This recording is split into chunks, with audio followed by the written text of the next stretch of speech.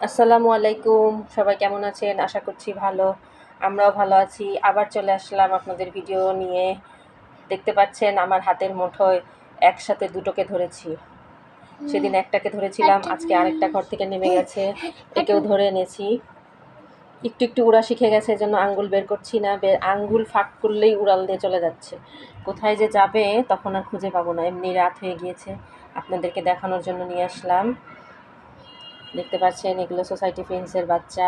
আরও একটা আছে, এখনও ঘর থেকে নামেনি। নামলে তিনটাকে আপনাদের একসাথে দেখাবো। এই দেখতে পাচ্ছেন, খুব সুন্দর হয়েছে দেখতে।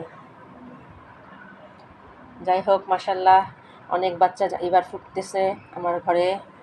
দেখেন, পায়খানা করে দিয়েছে, পটি করে দিয়েছে। তাড়াতাড়ি এদেরকে রেখে দিতে হবে, এখন বেশিক্ষণ হাতে রাখলেই এই অবস্থা করে। ধরে না, ধরে না, ছি ছি ছি ছি। আচ্ছা, আজকে আর করা যাচ্ছে না, আমার দুই পিচ্চি একসাথে হয়ে গেছে, সেই কারণে ভিডিও আর করা যাবে না। আপনারা আমাদের সাথেই থাকবেন। ভিডিও এখানেই শেষ করছি। আল্লাহ হাফেজ।